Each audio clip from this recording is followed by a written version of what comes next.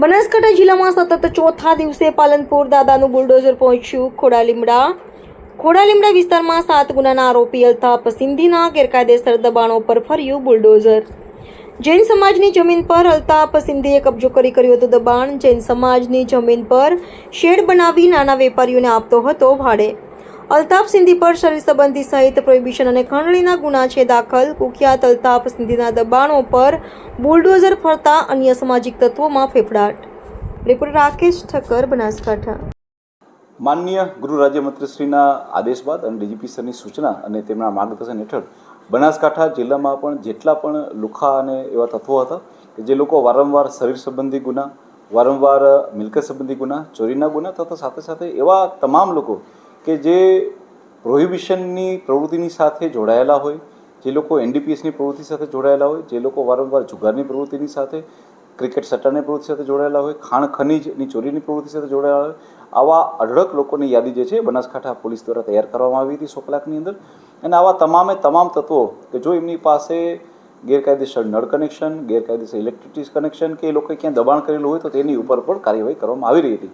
બનાસકાંઠા પોલીસના તમામ સ્ટાફ અને ખાસ કરીને બધા જ પોલીસ સ્ટેશનોએ તથા એલસીબી અને એસઓજીના સ્ટાફે સાથે મળી અત્યાર સુધીમાં 265 જેટલા આવા ઇલીગલ કનેક્શન કે જે ઇલેક્ટ્રિસિટીના હોય કે નળ કનેક્શનના હોય એ લોકોને કાપી નાખવામાં આવે છે। એ ઉપરાંત અલગ અલગ જગ્યાએ આવા લોકોના જે દબાણો હતા કે જે આઈધર કોઈને કોઈ સરકારી જગ્યા ઉપર હતા કે બીજી કોઈ જગ્યા ઉપર માત્ર દબાણો કરેલા હતા, એવા 58 જેટલા દબાણોને પણ જમીન દોસ્ત કરીને બુલડોઝર ફેરવીને ફ્રી કરવામાં આવ્યા છે। આ સિવાય હજી બીજા 583 જેટલી જગ્યાઓને આઈડેન્ટિફાઈ કરી મામલતદારશ્રીને રિપોર્ટ કરવામાં આવ્યો છે। અને જો એમાંથી બી કોઈ પણ વ્યક્તિઓના આવા ઇલીગલ બાંધકામ કે બીજી કોઈ પ્રવૃત્તિ નજર આવશે તો તેને પણ તોડી પાડવામાં આવશે। સર, વિપક્ષ દ્વારા અનેક વખત બનાસકાંઠા પોલીસની કામગીરી પર સવાલો ઉઠાવવા છે, એ બાબતે કોંગ્રેસ દ્વારા આક્ષેપ કરવામાં? જો હું આપણે કહીશ કે એ કેટલાક એ રાજકીય આક્ષેપો હોય, પરંતુ અમે એ બાબતમાં પડતા નથી। પોલીસ તરીકે અમારું હંમેશા ફોકસ હોય છે કે અમે લોકો કામ ઉપર ધ્યાન આપીએ।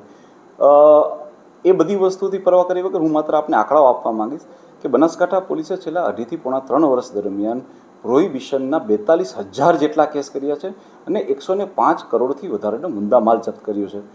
નાસ્તા ફરતા આરોપીઓ, જેને કહેવાય કે રેકોર્ડ બ્રેક કામગીરી, એટલે કે 986 નાસ્તા ફરતા આવા પ્રોહિબિશનના બુટલેગરોને પકડીને જેલ હવાલે કરવામાં આવ્યા છે। એટલે મારા ખ્યાલથી પોલીસ જે છે એ કામ ઉપર ફોકસ કરશે અને મારા આંકડાઓ ઇનફ છે કોઈ પણ વસ્તુનો જવાબ દેવા માટે। Thank you.